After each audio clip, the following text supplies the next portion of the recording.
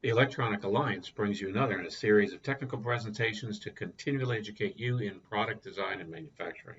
Today's session is What's New in Additive Manufacturing, Metals and Composites. We welcome Russell Lemoy, Regional Channel Manager for Markforged. I want to take a step back and kind of look at what we've done historically from a manufacturing perspective. And so we've really had three different revolutions in manufacturing, where you had the first industrial revolution back in the 1700s and the 1800s, and the second one, and then the third back in the 1900s. And now we're getting ready to kind of go through this, another generation of, or another revolution, should I say, in manufacturing. And so first was the steam engine, kind of raised the bar, raised the standard of living, raised it for the first time in history. And then along came the assembly line, ushering in mass production. And then we had electricity, creating computers, kind of helping us automate assemblies and taking us even to the moon. And so now the fourth industrial revolution is here, and it's starting to make a bit of a change again with the way that we're making our products and the way that we're getting our products to the market. So over the next couple of years, you're going to see about half of the world's manufacturing equipment will be replaced with this new fourth industrial revolution that's taking place. So the first one, it was complete 100%. And the second revolution was not quite as much. And then third, you had about 50%. And now you're going to have about, 90%, now you're going to have about another 50%. And you're going to see half of the Fortune 500s replaced. And so you look at the time span over history and how long Fortune 500s have stayed around. And as we've gone through time, the length of time that those companies have been around has continued to decrease. And who's thriving? Like what companies are really thriving and staying, relevant in today? And so you have companies like Siemens, where they've gone through each of the past two industrial revolutions. They were back in the 1800s, being founded with telegraph technology, and now they're the world's largest industrial company. U.S. military, places like the U.S. military. Well, Eisenhower said it best.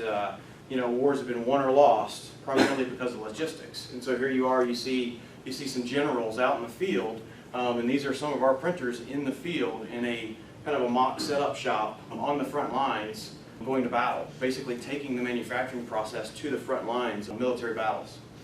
Companies like Dana, large $7 billion automotive supplier. They have a strategy, we'll talk about it a little bit more later, but they have a complete strategy of adopting additive manufacturing across the board throughout their entire company. Places like Porsche and Volkswagen, one of the world's largest automotive manufacturer. These guys are all taking into additive manufacturing now in this new revolution. So when you look at additive manufacturing and 3D printing, what is the reality that we've really seen? Well, you remember these headlines: 3D printing's going to change the world, right? And 3D printing's been around since the 80s. Started by 3D Systems way back with SLA in the mid 80s. And really what we got was, instead of changing the world, this is what you see everywhere. Right? This is what everybody prints. This is what it's all these little trinkets and toys and things that this is where the reality has been for a long time of 3D printing. Gartner put this hype cycle together, talking about what happens with all of these new inventions or innovations that people are talking about. And there's this huge hype that takes place, but then this reality sets in, and there's a big drop-off in kind of, I guess the way people feel about it, or the way it's actually taking effect. And then the realization of how it's being utilized begins to take off, and it slowly starts to trickle up to where it becomes relevant. But one of the biggest limiting factors with 3D printing and additive manufacturing has been the attributes and what you can do with the parts. And so let's take a look at the difference in kind of conventional 3D printing and functional. So ideal parts, right? You want strong, tough parts, you want to make them fast, and you want to make them low cost. So when you look at machine parts, you can make strong parts, you can make them tough, and you can make them precise. You can't always make them fast, and you can't always do it low cost. A lot of high costs to create machine parts. Well, with 3D printing, you can create fast parts, low cost, traditionally with the traditional 3D printing process. With functional 3D printing, you can do all three of these. You can make strong, tough parts, make them precise enough in a lot of applications. You can make them fast, much quicker than you can do machining, and much lower cost, sometimes single-digit percentages of the cost of what it would cost to traditionally machine something. So where does that fit into into manufacturing? How do we utilize this in manufacturing? Well, every manufacturing process has So you've got lead times you're looking at, you've got the economics and the costs, and you've got the process capabilities. So traditional manufacturing is best when you're doing scales, long scale runs, multiple parts, millions of parts, hundreds of thousands of parts, tens of thousands of parts. And so, casting. Casting is something, because the fixed costs are high, so you want long production runs. And then when you're doing machining, machine setups are typically complicated and can be expensive. And then you've got, obviously things like this, but why is this not always the most effective? Well, a lot of times because durable tooling, the tooling pieces can be very expensive. So to print one-offs, there is a break-even point doing some of those small runs, from a cost per part perspective, where you've got that curve. The more that you're doing, the higher the quantity, the lower cost is per piece. And so your traditional processes, when you've got an end part to a final part, there's an entire step in between. So design for the manufacturing process, the part redesign. You've got shop backlogs, you've got to cut the soft jaws, you've got the CAM programs that have to take place, the stock preps, machining operations, all of that takes place. Tooling can be painful. It's time consuming. You've got to shut a machine down sometimes to create tools. You're creating parts that they're not revenue producing parts when you're doing tooling. You want your machine shop, you want your machines that are producing the parts running to produce those revenue producing parts. So when you look at the time cost of machines, you got the CADs, the drawings, the backlogs, sometimes machining, and then obviously your delivery times. And that creates your total machine times. But with 3D printing, you cut out a lot of the pieces of that, and you can change that process, shorten that process significantly. Also, when you have to make design iterations, you're making those much quicker, and you can turn those around much faster. But there's a big, big difference from a time perspective. One of those design iterations, you can go basically 3x of being able to change throughout those iterations that you have to do versus one long production run. So lead time requirements, we talked about that. We talked about the the one-offs and the 3D printing and how that scales. It's not quite as much of a exponential scale as it is from a production perspective. So you can do multiple quantities with 3D printing and additive manufacturing, but those quantities are really short-run quantities, not high volumes of quantities. And there's a break-even point to that as well. So tooling and fixtures economics, it's going back to the Gartner hype cycle. So you have all of those expectations, and then you have the disillusionment that kind of takes place. But we actually talked to one of our customers who took this cycle and said, you know what, there are really some good things that we can do with additive manufacturing in our process and kind of incorporating it into manufacturing for us. And so they created this chart. So they've got costs and performance that they're looking at. And then they create these 4 quadrants: technology limit, what's viable today, what's unattractive, and what has a scalability limit to it. And so they kind of mapped all of this out, and then basically said, okay, well, what's going to happen the next 1, 2, 3, 5 years down the road? What do we need to start doing so that we're preparing ourselves as this technology continues to evolve and get better and better, that we can just seamlessly incorporate that into manufacturing processes? And so they created this. Basically, they're saying what's unattractive today is the high volume end use parts. What's, from a cost perspective, prototyping and tooling is all there. Aftermarket products, so they've got these 3 and 5 year cycles for things that they're starting to incorporate now with some of the technology. But what about technical requirements, like being able to actually meet the needs of what the part might need to do? 30 years of 3D printing, you've been able to design parts and prototype parts. You had all these other requirements, being able to do the tooling, the production, assembly, and the actual end-use product.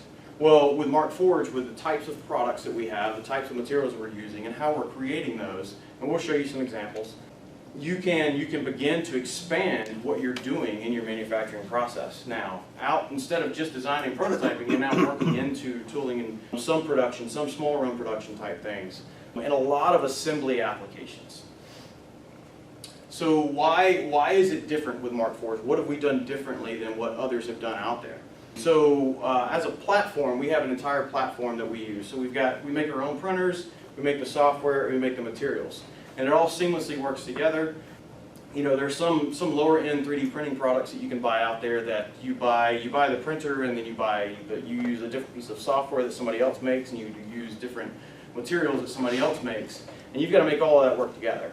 Well, we've done all of that. We are the only company that makes the full range of materials from composites, plastics, and metals. So we do all three pieces of those. So what do composites look like? So when you think about someone pouring cement, we've probably all seen this where you're doing cement pours and they've got these rebar, long beams or long strands of rebar that's put throughout the cement, and those are reinforcing that cement to make it stronger, make it last longer.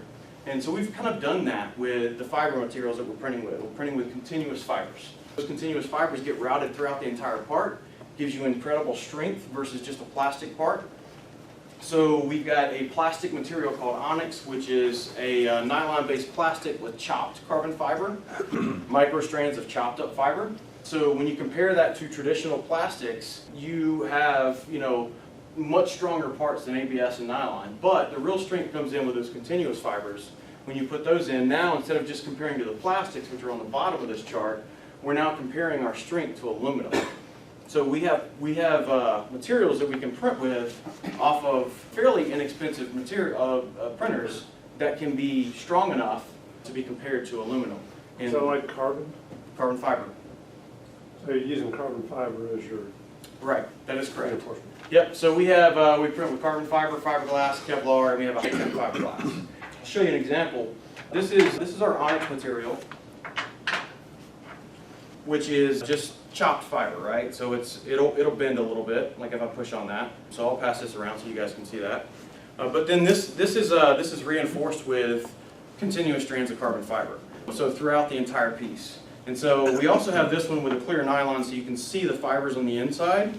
But this is the onyx with those same fibers on the inside, and it's not going to break. So it's much, much stronger. So you guys challenge anybody to try and break this with your hands, like don't use your legs or anything like that. You can't break it with your leg, but you can see the difference in the strength. The first one that doesn't have any of the first one going around it would break if you put enough pressure on it. So I have a couple of questions. What is the smallest feature that you can print with this kind of material? Smallest feature? So the diameter of the print that we're laying down is 0.4 millimeters. That's how thick X and Y. The height that it's printing is, you can print down to 50 microns, layer height-wise. As far as a small feature, I don't have it off the top of my head. We have it in a design guide. But your width is 0.4, if that gives you at least a little bit of an idea. So what printing temperature and also what kind of fill would you typically recommend for something, if you want something that strong? See, the beauty is that, so I imagine you're asking that question because you have a software that you're using running 3D printers today where you have to set the printing temperature, correct? Right. You don't have to do any of that. Our software does all of it for you automatically. You don't even have to worry about it. It doesn't matter. It's all calculated for you.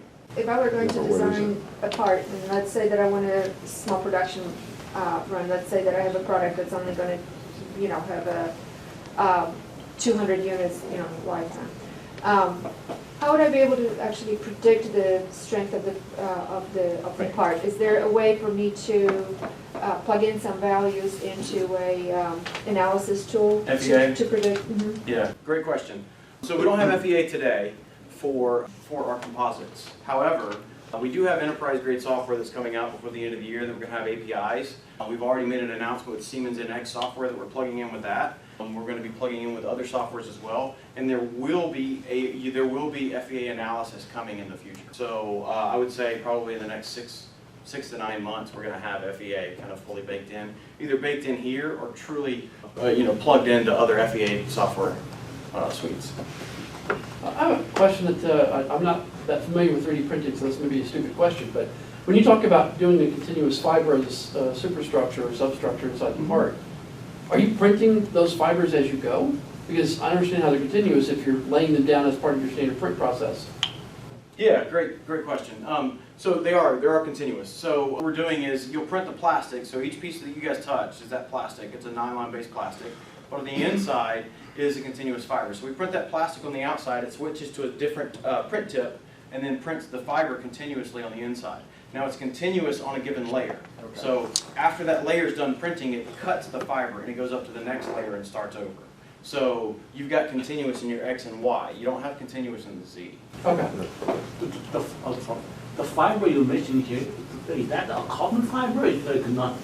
It's a carbon fiber. Oh, Yep, carbon yep. It's a pre-bred carbon fiber, super thin strands. I think they're 1.25 millimeters thick that we print with. You can lay as many or as few as you want inside of a part that will fit.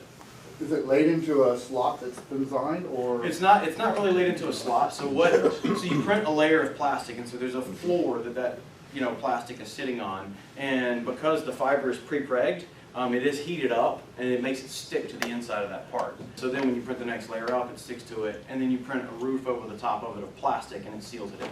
So it basically alternates between plastic and fiber layer to layer. Right, and you have full flexibility of where you're going to put those fibers and how you're going to orient them in the part. So I've got, so I'll pass these around. So here's two examples. So you can see the fibers around the outside edges of this part, right? This is fiberglass. This is Kevlar. It's around the outside edge of this part as well, but you can also do like an isotropic fill where it'll go full fill throughout the entire layer. But then you can set that so that it rotates the angle that it prints at. So instead of printing at this angle, I can print at this angle on the next layer and so on as it builds it out. So what do you keep you from print a full fiber part? Cost, weight?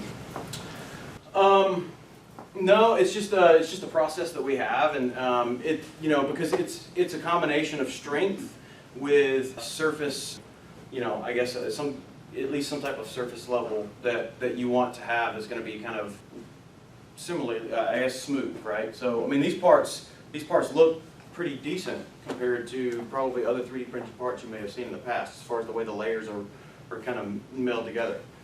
So the properties they're not isotropic then, right? Just in the vertical direction, you don't have to use fiber, but you're saying you rotated some to try to compensate for that during the printing? No, it doesn't. So no, you've got it's not isotropic. You've got the Z height where that is going to be your weak point. Most parts don't need that strength in all three axes, right? So we cover two of them. And when I say isotropic, I mean from a perspective of the given layers and kind of on the X and Y axis being able to kind of change the direction of the fibers the way that you're printing them. So I'm assuming that the FEA would be tied to your printing strategy as to the directionality of the Right, yeah, we're deposition of fiber. Yeah, we're gonna open up the ability to do the FEA on this. And so, really all you need is the toolpath and the material properties, right? But we haven't opened that up to be able to access any of that, and we haven't built FEA into our software. And so this shows the fiber routing, and so this is one of the parts that I'm passing around now. And so you can see, so all the white is the plastic that's being printed. So wherever you're not printing fiber on the inside, you're still printing plastic. So you're printing that infill pattern that we're probably used to seeing in a lot of other 3D printing applications or 3D printing types of processes in the FDM style. But the fibers you can see are printed in kind of what we call a concentric layer. Basically starts on the outside of the part, runs around the outside edges, and then you can put as many of those rings on a given layer as you want. This one has 2. You can go 1, none, 10, 100, whatever it is, however many you can fit in there. When you're standing plastic, what is the upper temperature y'all spec using it? So from a strength perspective, this is a chain link that was printed. It's about the size of your hand.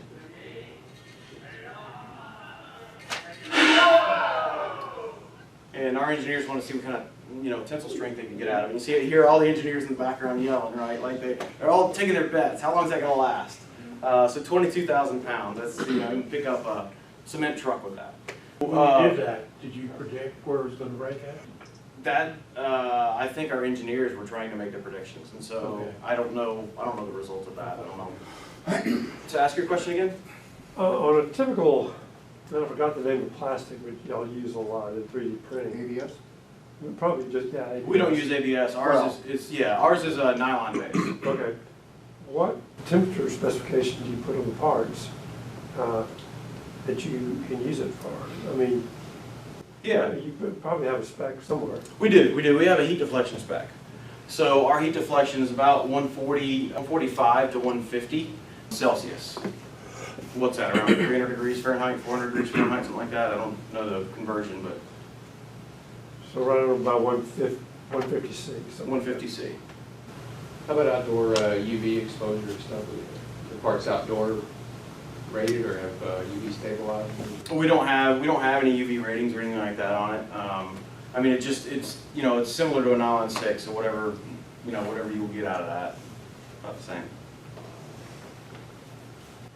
So where do you start looking at applications? Where do you begin trying to utilize some of this stuff?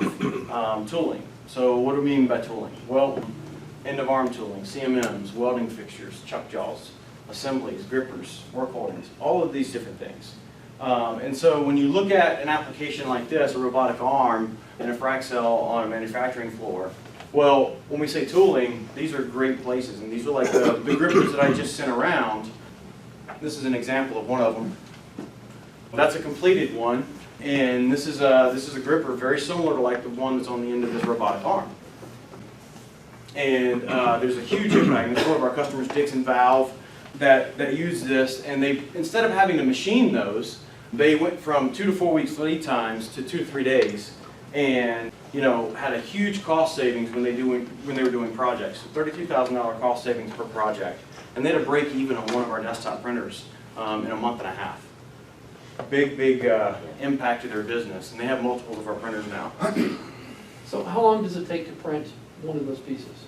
Depending on how much fiber you put in it, anywhere from 4 to 8 hours, 4 to 6 hours. And this is what, 0.05 micron? I mean, 50 micron? 100. That's 100 microns. That's 100. It's 100. It's not even 50.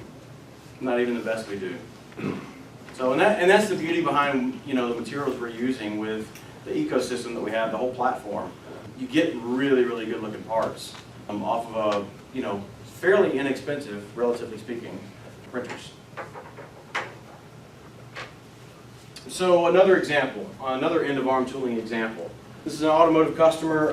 They use these horizontal transport cells, and these cells are shuttling large castings of about 100 pounds each in and out of a machine center. So they have these 4 end effectors in this cell, and they grip onto the castings, but those end effectors would fail, and they had a lot of braking taking place. And so each tool is kind of a 3-piece assembly, and that was machined. They outsourced that. They actually had a third-party vendor that was doing the machining for them. The lead times for these, 16 weeks. So that means they kept a high inventory level of these on hand. So high cost on that. So they came to us, we started looking at this. So the first thing that we did was we said, okay, so let's take a step back and let's look at, okay, here's how you're making it today, but do we have to make it that same way with 3D printing? So it was designed for original machinability. Instead of just trying to replicate that, we just said, let's look at it and look at it from a functional perspective. So 3 parts became a simpler 2-part design with these little rivets you put in there. One piece we did with the carbon fiber on the bottom, but then we did H13 tool steel for some of the hardness and the wear resistance that they needed on this application. And so you can see on the left here, that's the carbon fiber piece. The way the blue is the carbon fiber that's on the inside of that part, and then that's the piece that's printed in H13. And then there is one of those assembled together. So again, each one of these used to be 3 pieces, 3 pieces, 3 pieces. Now they're just 2 pieces each. And they're made of composite and metal, combining, creating this kind of a hybrid approach of using both of the technologies to create these parts. So is the wear any different on those as well? In addition to being able to make them faster, do they also wear out less often, or do they actually wear out more often than the original parts, or what? I don't know about the wear. I wasn't involved in this particular case study. However, I would venture to guess that it's going to be the same or very, very close one way or the other. It's going to be close enough, but when you're going from a huge lead time that they did, 16 weeks, to, what was it, 92% lead time reduction. So you're talking, a week, essentially. Because the metal parts could take a little bit, it's about a 3-day process for the metal. So 75% weight reduction, producing them essentially on demand compared to where that they were. Plus they don't have all the inventory, right? So they don't have to keep those inventory of as much of an inventory on hand for these things when they do break. Is your metal a sintering type, or is it you're just laying in metal thread? It's sintering, and I'll get into the overview of the metal. Okay. Here's another example. J.J. Churchill. They do precision aerospace engineering and manufacturing, and so they have to inspect these turbine blades that they machine. They print the fixtures out to hold these. It's strong enough. It's fairly inexpensive. They can print those fixtures much quicker and faster than they traditionally would have to machine them. So from 10 days to 3 days, and then from $1,600 to a little over $300 from a cost savings. Machine tooling, press brake tooling. So who would think you can print a composite, combine, a hybrid approach of composite and metal, and then punch through 14 gauge steel? So one of our customers, engineering, Centerline Engineering, printed these blocks out of composite and then printed some metal inserts that they dropped the metal inserts into the part, and were able to punch through this 14 gauge steel.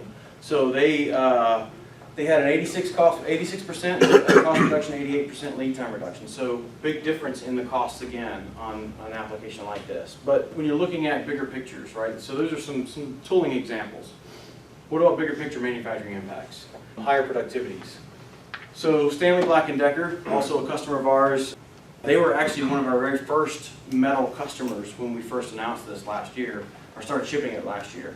So they've got this post driver that they use out in the field to kind of break some things up and these drive posts into the ground. These are, they basically attach to the side of a post and push that post down in the ground to kind of help it get secure and everything. So they had this actuator housing that they currently cast it and then they machine it. Low production volume, but it's in a pretty high abusive work environment. So out in the field. Traditional manufacturing, it took a step back. What's the use case of the part? How are we using it? How are you manufacturing it today? And do we need to manufacture it that same way? Do we need the same number of pieces? Do we need to make it the same shape and size and all of that? So they had, cylindrical holes for the air compression that went through it, and they also had a 4-piece assembly. So they had a top, a bottom, and then the two bolts that went in there. So we combined that down to a single piece. So they went from 4 pieces to 1 piece on this part. And also we changed those holes to these teardrop shapes. Because of the printing process that we use, you're printing from the ground up. So anytime you print over an overhang, you've got to have supports to hold that piece up. But if you print that at a 45-degree angle or less, you don't need those supports. So we did that, and it doesn't change of the part. So it didn't affect the function for them at all. So that's one of the things, when you're looking at parts and you're looking at, okay, can I 3D print this? A lot of times people will take that traditional manufacturing process they do and just try and take that same part and try and print it. But what you really need to do is step back and say, okay, how am I designing this? Does it matter if I make a few changes here and there to actually adapt this to the additive manufacturing process? So now we'll talk about metal. Our metal process is called ATOM, which is Atomic Diffusion Additive Manufacturing. Nice little marketing term. It's a 3-step process. So we're really kind of changing the way metal 3D printing has been being thought about. So traditional metal 3D printing is powder bed laser sintering, right? So you have this big bed of powder, and you've got these gas masks that you have to wear, or breathable masks. You've got a lot of times, depending on the size of the machine, what type of material you're using, how big those vats of powderized metal is. A lot of times you have to have like blast-proof rooms for these things to put them in, because powderized metal can be explosive, and you don't want that stuff to explode, especially if you're dealing with a big vat of like titanium or something, right? So what we did was we took that powderized metal and changed the way that we're printing with it. So we have a process. You design your part, we print the part, it goes through a washing station, which is a solvent that dissolves away the material, dissolves away the wax that's in the part, and then it goes in the sintering oven to sinter the part. So if you guys are familiar with metal injection molding, really all we're doing is we're 3D printing that part on the front end and just using that traditional process of metal injection molding that's been around for decades on the back end. This is our material, which you'll see. We've got our metal printer in the back printing. So we create a spool of material, and again, that's powderized metal mixed with plastic and wax. And this is it inside the machine. You can see that again back here in the back. There's a second spool. The second spool is a ceramic release layer, so that when you're printing those overhangs, you're printing your supports out of the same metal that you're printing your part with, we print the ceramic in between the supports and the parts so that when they come out of the oven, they just break right off instead of being stuck and having to be, cut off or EDM'd or anything like that. So once you print the part, what you have is you have your metal, your wax, and your polymer mixed together. And this is what they call in the MEM process, metal injection molding, it's the green part. After you debind it, we're taking that wax out. So now you have a brown part. You then take that and put it into a sintering oven. It bakes away that plastic, and you have your final part. And that final part shrinking that takes place. It's about roughly about a 20% shrinkage that takes place. Now we account for that automatically in the software. So when you design your part, you put your part into our software. We scale that part up to account for that shrinking. We print the part, it goes through the process, it shrinks back down, and you're going to get, a near net shaped part. There are going to be some, if you've got to have fine details, you're going to have to machine the part anyway. So you have some machining that you have to do to get those fine details that you want on the back end. Is there also some sort of a heat treatment process that you can apply afterwards to modulate the strength characteristics? You can. At the end of the day, once these parts are finished and you've finished them through our process, it's the same type of metal, right? So anything that you can do traditionally to that metal, you can do to these parts. So you can heat treat the parts afterwards. And we actually have a design guide that talks and walks through, best practices of doing a lot of that stuff. So back to his question about asymmetrical parts. Yep. And shrinkage. Yep. The shrinkage probably will be a little bit different, but it's going to be different for all geometries. Correct. So some of it's going to be a little bit of trial and error, but we do have something that's going to automate that, which I'll talk about at the end of this. And you said you start with wax and plastic and metal? That's correct. And the wax, of course, melts away. The wax gets pulled out by the debinder, the solvent that it gets after it's printed. Okay, and then the plastic just melts? Yeah, it gets melts in the sintering oven. Okay, and then is there any voids, anything you fill the voids with of the wax, or is just, I guess the plastic fills the void of the wax? Plastic, yeah, so plastic, and so it's like, yeah, I mean, it's, That's the shrink. yeah, that's the shrink, right? So you've got this part with all these other little particles that are in there holding that piece together. Right. So when you take the wax out, you still got the plastic particles holding it together. Then when you take the plastic out, well, you're taking the plastic out as you're heating up the metal at the same time. How do you take the plastic out? In the center, heat. You burn it out. Yeah. Burn it up. So what do you replace it with? Nothing. Nothing. Nothing. That's why it shrinks. Then you have metal to metal. So it's kind of a porous part, a little bit. Yeah, you're not going to have 100% density. Right. That's correct. Okay. That's what I'm asking. Jewelers use That's a the silver question. compound, which they can mold and then put in the kiln, and it Yeah, comes out as, investment casting. yeah, so comes out as silver afterwards. Yep. Yeah. Yeah. So you've got these metal particles kind of slightly touching each other through as you start the sintering process. But when the sintering is completed, it all shrinks down. And yes, you're going to have some small voids in there. But again, you can go to heat treating if you need to compact that even more, and you can hip the products as well. So pressurized heat treating. This is the way we do it. It's a unique way that we do it. So this is What the benefit? well, one benefit is time and cost. There's a huge cost difference, right? So direct metal laser sintering type powder bed printers, those are traditionally $500,000 to $1 million print. This whole solution is less than $200,000, including, I mean, that's turnkey. I mean, that's warranty included, that's installation, setup, training, that's turnkey, that's the whole thing. Have people used it for airplane landing gears? No. No. And again, remember going back to where we were talking about 3D printing and what people think about? They think about end-use parts all the time. A lot of it is tooling and fixtures is the biggest applications for this stuff. It's not, there are applications where you print end-use parts like what we did on the Stanley Black & Decker example. That's a great end-use part for 3D printing and 3D printing in metal. But I'm not going to 3D print a landing gear that's going to go on a plane. I might 3D print tooling that helps me make that landing gear, but I'm not going to print the landing gear. Yet. So again, part scaling, as designed, parts printed at approximately 20% larger, finished part scales down. So green state transition, these are roughly, roughly 20%. It looks like it's more than that, but it's 20% in all directions. That's why when you have two side by side, and I wish we had that. They don't have their sintering oven set up yet here, so we do have some green parts. We don't have the sintered final parts. but you know, that's coming in the next probably month or so.